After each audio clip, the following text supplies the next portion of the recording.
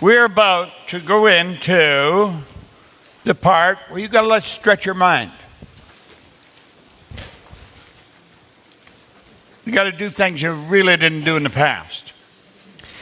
Here we say one of the most basic and yet dynamic laws of life is create or disintegrate. Now, do you know, it's a statement, it's a concept that we've probably heard many times. It's an absolute law. Nothing stays where it is. We are in a constant evolution of change. Every second, the law decrees, nothing rests. We literally live in an ocean of motion. And if we're not growing, we're going the other way. Now, the odds of you growing just, what do we use the words? Chance, accident? No. The odds of you growing without any conscious decisions on your part is slim. It's there, but it's slim. Now, some people are involved in that. They're in the minority. And they're what you call unconscious competence. But they are growing. They're not disintegrating. They're creating. But they don't understand what they're doing, and because they don't understand, they're missing one of the greatest opportunities in life. They're not sharing it. You go talk to that young lady who was up here last night, Karen Brooks. She is building something in Australia, but not just in Australia. That's immediate surroundings. She's building it all over the world. But it's so big, so phenomenal. Every expression of life is moving in one direction or another. Absolutely nothing will remain as it is. Now come down to line 248. The nucleus of your being is spiritual. You are a spiritual being. You are truly created in God's image. This is not a myth. Listen, one of the greatest rocket scientists that ever lived, considered the father of the space program. He said, after studying the spectacular mysteries of the cosmos, I have come into a firm belief in the existence of God. Now, this is a scientist. He said the natural laws are so precise that they had to be set by someone. Now, you might want to argue with that. That's fine if you do. Go ahead. I choose to listen to people that are as bright as him and as accomplished as him. See, he keeps it so simple in one respect. In another, it must be so complicated. We use it as a joke. What do you think? You're a rocket scientist or something? You know, when President Kennedy asked him what it would take to build the rocket that would go there and come back safely, he answered him in 5 words: the will to do it. Now, if you don't really understand your own personality, if you don't understand your own mental faculties, you would miss what he meant. He said, if you will develop one of the higher faculties that God gave you that separates you from all the rest of animal life, then we could do it. You'll have to develop it and you'll have to use it. The will to do it. The will gives us a focus. How do you think Phil got all that hardware? He had the will to do it. He focused. He did exactly what I told him. I said, Phil, I want you to read this. Now, I said it's maybe a little heavy reading, but read it anyway. Even if you don't understand it, read it. And just keep reading it. And one day you're going to think, wow. Wow.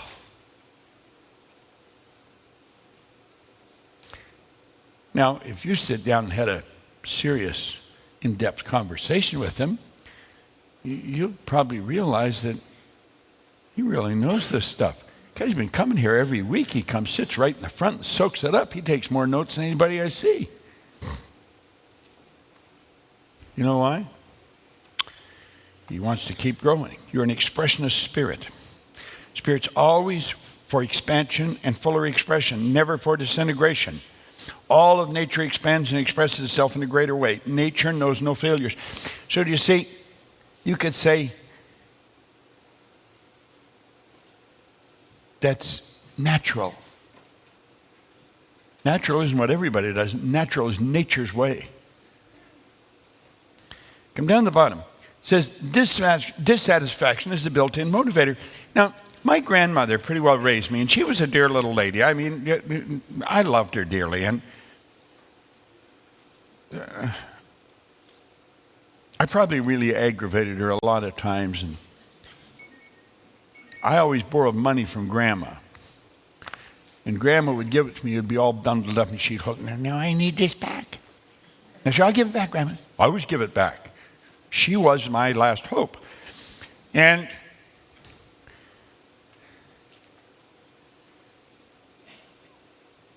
she would watch us while Mother went to work so that she could earn enough to keep us. So she was like the warden. I mean, she was there all the time. And she was very good at laying guilt on us. I mean, God. When we ask for something, you should be satisfied with what you got. Your mother's working hard to keep you. And I knew I was going to hear that when I asked for something. You should be satisfied. You should. Grandma was wrong. She was wrong. I used to think of her just as an angel of God. But she was wrong. I never thought she was wrong about anything as a kid. Grandma seemed to know everything. She was wrong. You should never be satisfied. Happy? Yeah. Dissatisfaction is a creative vibration that you get in. When you are sufficiently dissatisfied with how you're living, you'll change it. When you're satisfied, understand you're not going anywhere. Flip over to line 279.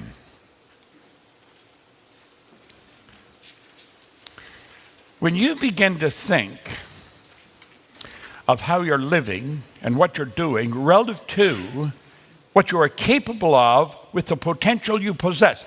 You may not really understand this. Maybe you're here. This might be your first exposure to this. Some of you have read a few books. Some of you have been to a few seminars. And so you think you maybe understand it. I've been studying this for 57 years, every day. And I know that I'm only scratching the surface. Begin to think of how you're living, what you're doing relative to what you're capable of, with the potential you possess. Keep thinking this way, and you can be sure dissatisfaction will set in if it hasn't already. You know, when you start to get comfortable, you want to start thinking, how could I get really dissatisfied with everything? On line 295, we must clearly stamp in our mind that all things are possible. We must never permit individual in positions of power to convince us otherwise. And I think we saw that in the examples of it can't be done. Now flip over to page 42. As we go into this exercise, this is true make-believe. If you can't make believe, you're toast. There's a song by Nat King Cole. Download the song, put it on your phone, play it at least once or twice a day. It's pretend. Pretend. Well, look here now on line 205, or 305, pardon me. As images come on the screen of your mind that would represent a much more meaningful life, just ask yourself, do I want this? Now listen. this is very important. You pay attention here. Very important. This is where we're going to go. You got to ask yourself as images come on your mind. This is where you're going to be quiet. You're not going to disturb the person beside you. You don't want to break their trip. Ask yourself, when anything comes, do I want this? That is the only prerequisite. Now, if you're not used to doing this, and you probably aren't, most people aren't, it's not going to be an easy thing to do. Now, when it flashes on your mind, do I want this? That is the only prerequisite, is do I want it? Whether you can afford it is irrelevant. I don't care if you're in debt up to your ears. I don't care if you got the idea you'll never get out of debt. That doesn't matter. It doesn't matter. Do you want it? That's all you have to ask. You don't have to know how you'll do it. You haven't got the foggiest idea how you do it. When I sat down in a den on Maplewood Lane in Glenview, Illinois, and I wrote on a piece of paper, I will build a company that operates all over the world. Now, I don't know where you are, but I know you're not where I am. You're somewhere in the world. Yet we found a medium. Since we can't go everywhere, we can be everywhere. Everyone, there's the way, it's here. Listen, listen, listen. And you'll find out how. And I want to tell you that you want to come back because we got lots of good information. Okay? Where the money will come from doesn't matter. It doesn't matter. I like what wherever it is right now, that's where it's going to come from. It'll come. It'll just appear. I remember, some of you are very familiar with Catherine Ponder's books. When I first started to study her books. Somebody got me onto them. They're just thin little books. And like the dynamic laws of healing, dynamic laws of prosperity. And anyway, she tells stories about a person just wanting $5,000, and the next day a check arrived in the mail with $5,000. And I'm thinking, who the hell is going to believe this? This is such crap. This is not, does she really believe people are going to? But I was reading it. I didn't ask myself, why do you keep reading, Proctor? You see? It happens. I've seen it happen.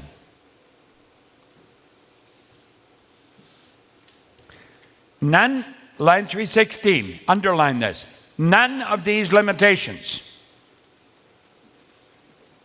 have any place in this exercise. This, I'm going to tell you, listen, as we get involved in this exercise, your mind is going to start to really screw around with your head.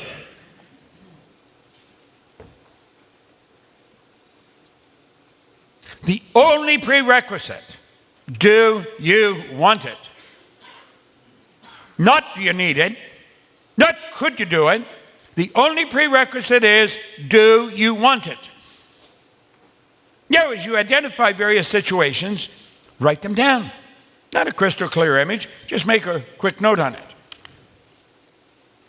See? Over in line 332. Pardon me, 330. Or go back to 328, right at the top of the page. Remember, all you're doing is exploring. There's no decisions being made here. This is important. We are on an exploration trip here. This is important. I'm telling you, these things are important. These are critically important. This is what 9 out of 10 people never do.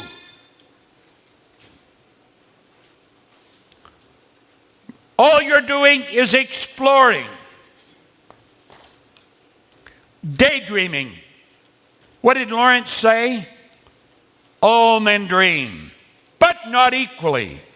Those who dream by night in the dusty recesses of their mind waken the day to find that it was vanity.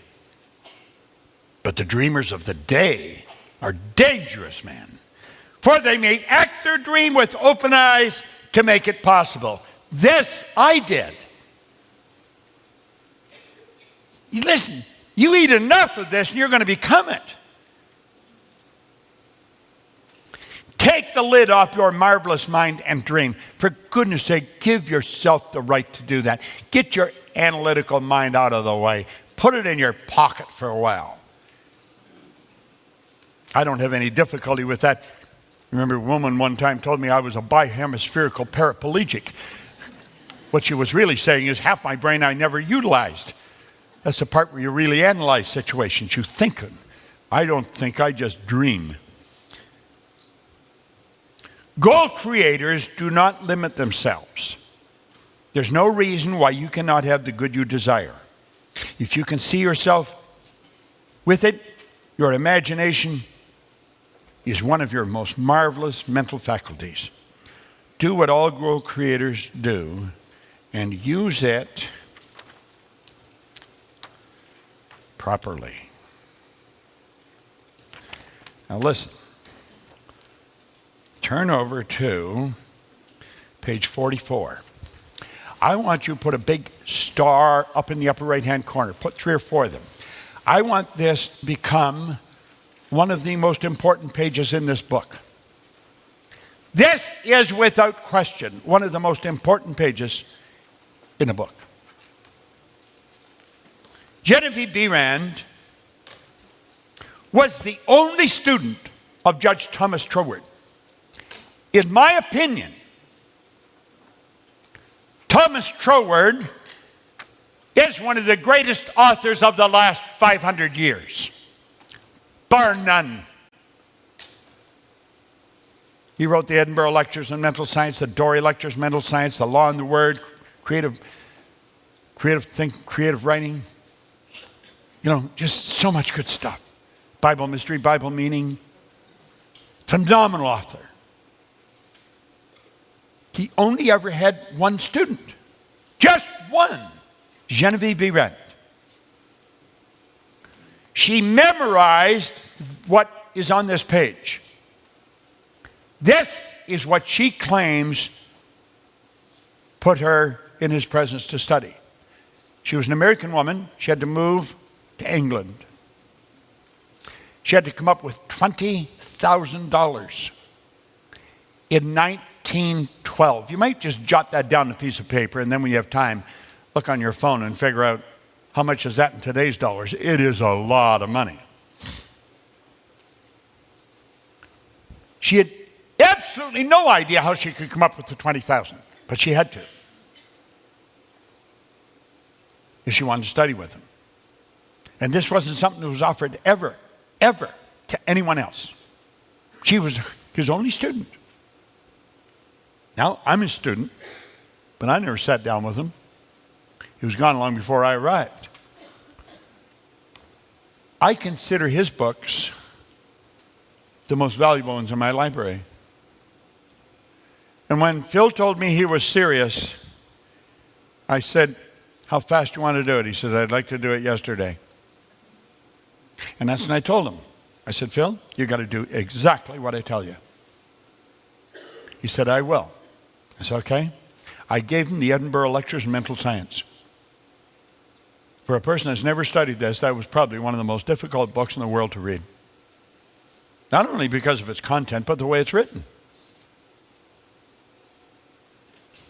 It today is coupled with another book, the Dory Lectures on Mental Science. They published them together now. But the Edinburgh Lectures on Mental Science was the first book that he studied. I began to study that in 1968 because Earl Nightingale was studying it. I didn't have any idea what I was reading. Absolutely none. I mean, I was in the dark. I was reading it, and I didn't know what I was reading. However, that's what Earl was reading, so I thought that's what I got to be reading. And I've never stopped reading it. This is so important. My mind is a center of divine operation. Now, let's just think of that. Do you know the most important letter or word in this whole piece of literature or in that whole book is A. My mind is a center. A center. Didn't say it's the center. Now, you really got to think. You got to think, where's this guy coming from? What is this? Now, think of this for a moment. If I held a basketball in my hand, you know the basketball has a center to it. Now, I don't know how to find it, but I do know you have to know the outer measurements of the ball if you're going to find out where the center is. I know you have to know that. But how you'd figure out, I haven't got the foggiest idea, but I know you can. Yeah, and that's based on the outer ring. There is a center in this room. Now, I don't know where it is, and I don't know how to find it, but I do know there is one. There's a center in everything, but there's only one center. Just one. Nothing has two centers. Everything has one. Isn't it strange? My mind is a center. It would indicate there's more than one. You see, it's only after I really got into this serious study. And then I mentally try and get into the energy of the author. And I might read this. It might take me a week just to read it once through. My mind is a center of divine operation. Isn't that interesting? My mind is a center. There's more than one. How could there be more than one? There isn't any outer ring. There's no outside measurement. You're dealing with something that's infinite. Therefore, any point is center. Everyone.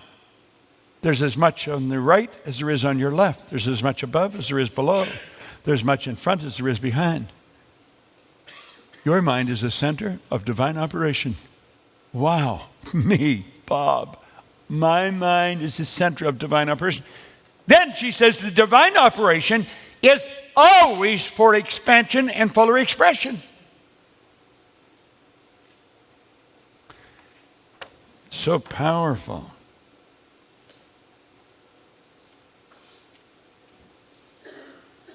This divine operation's always for expansion and fuller expression. Now, if you're going to get in harmony with this power, if you're not expanding and expressing in a greater way, you're not in harmony with the power. If you're not in harmony with the power, you're not operating by law. If you're not operating by law, you're going to lose. I don't give a damn what you're doing, you're going to lose. If you are, you're going to win. I don't care how many people tell you you can't, you will win. Doesn't matter about all the evidence of why you can't. The Wright brothers were certainly surrounded by sufficient evidence that you couldn't fly.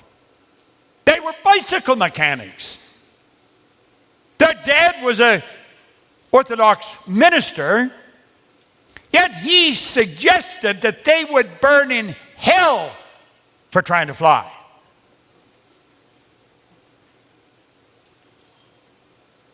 I didn't stop them. They introduced us to a new kingdom. They did something that couldn't be done because they understood all things are possible. This means the production of something beyond what's gone before. Something entirely new, not included in my past experience, though it's proceeding out of my past experience by an orderly sequence of growth. You know what that means? That means that everything that's happened, everything has been necessary to make you who you are, to prepare you to do what you're going to do. You know all those nasty little things you don't want anybody to know about? They were necessary. You know all the good things? They were all everything. This means the production of something beyond what's gone before. Something entirely new, not included in my past experience, though it's proceeding out of my past experience by an orderly sequence of growth. Order. In another place that he wrote, order is heaven's first law. Yeah, it's kind of cool.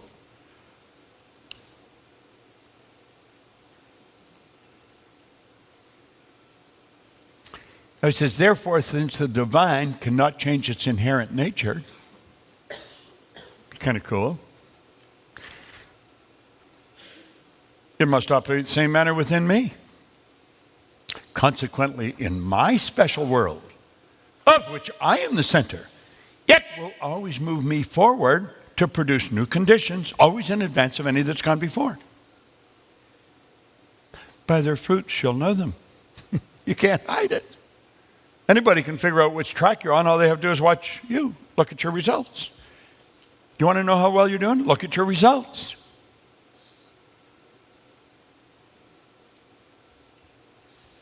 Do you know, it doesn't matter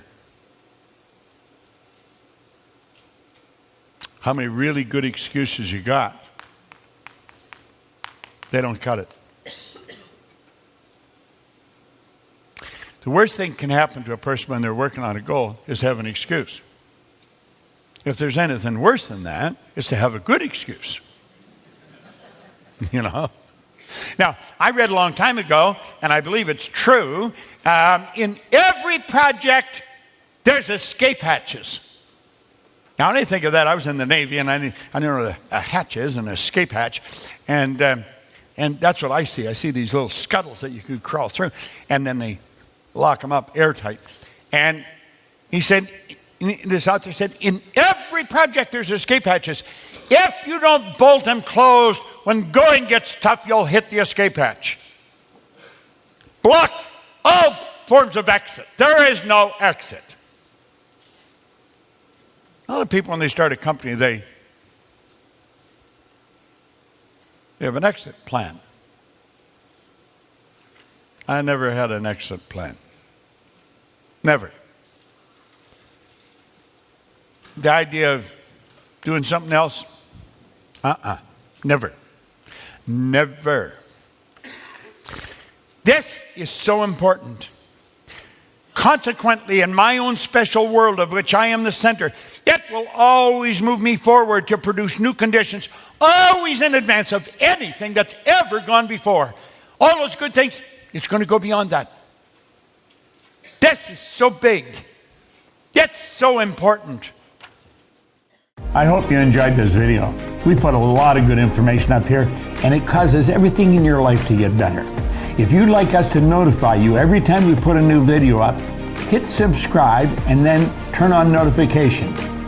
Check out all our videos, and we will notify you when we put a new one up.